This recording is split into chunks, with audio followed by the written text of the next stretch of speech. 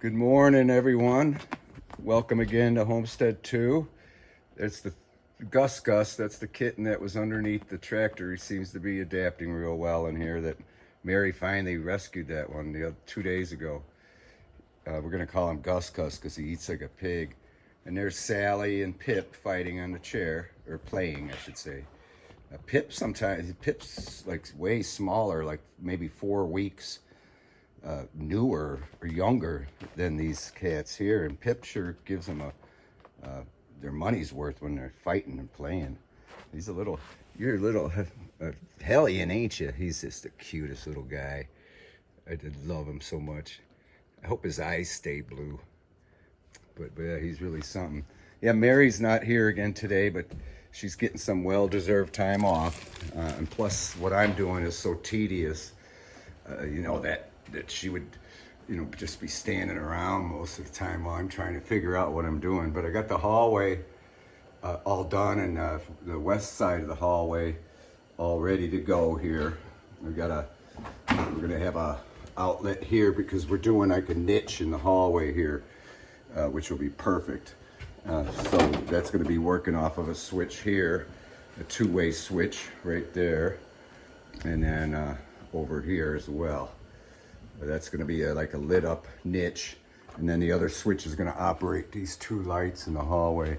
And I got the bathroom all done with the 12 gauge wire, which isn't too much harder to work with. I was afraid it was a lot harder because it's stiffer, but it's actually a little easier. So this is all going to be 20 amp, and the bathroom's all wired up, and I even got it going up over to the opposite side of this plumbing wall where the washer and dryer is going to be. So that's all on the same circuit.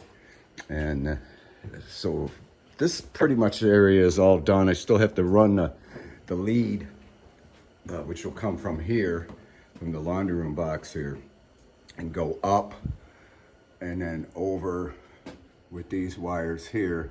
This is like a train of wires I got going here. There's 3 of them now, and then those will all go to the breaker box there. So I got 3 leads that are ready. And then I got the 4th one here, which wasn't quite long enough, so I had to get some more 12 gauge wire.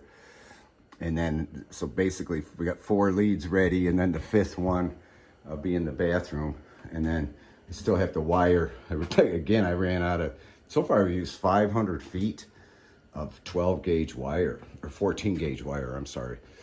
I still have the living room to do. Kitchen, this whole part here has got to be 20 amp. I'm going to do that today. And then get some more wire tomorrow. We need some more 12. Look at Pip chewing on the end of the wire. Obviously, they're not live or anything. But he's a wire chewer, that's for sure. He's such a cute little guy. So we're moving along real good with the wiring. I'm hoping to have it all done by tomorrow or Tuesday. That'd be really nice. And maybe Mary will be here tomorrow. But I got another tank of propane. That's our 3rd tank of propane we had to get. It's like $20 a tank to refill it, but it seems to last about a day and a half. And then of course I don't have it running constantly. As soon as it gets up to like 65 degrees, then I turn it off. And right now we're at 55. It was 50 when I first got here a few minutes ago, so it's already gone up about 3 degrees. So it warms up really quick in here. The thing's real efficient. I have the Vornado fan on low, blowing the heat around off of that, so it's like goes somewhere. So, and then I set that on low also. It's got 3 settings, that heater.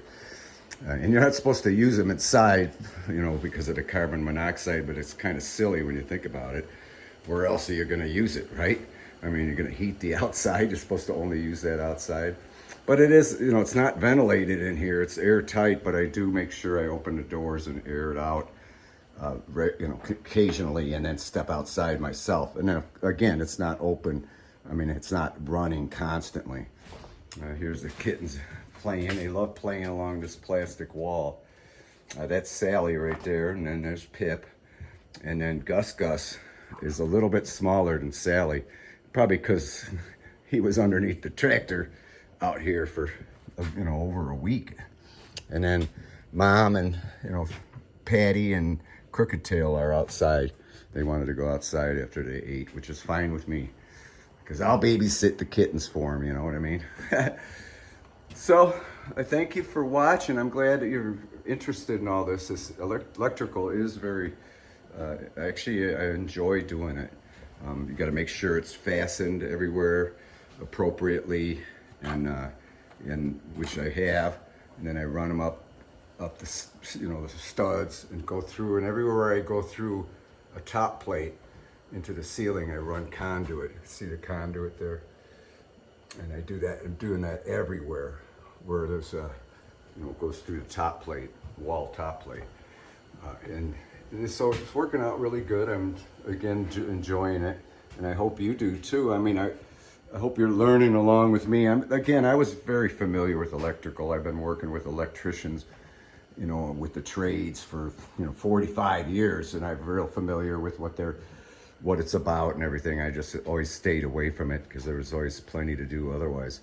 But here I have to do my, own electrical. I try to, even make sure these wires are nice looking. I want it to look real nice when the inspector comes, and to where he can't have any, can't nitpick anything. Again, there I've gone through the top plate with the conduit, even if it's just a single wire. I do that, but sometimes there's like 4 of them going through here. We got two of the 12 gauge, but over here we got like 4, 4 wires going through it. But these are 14 gauge.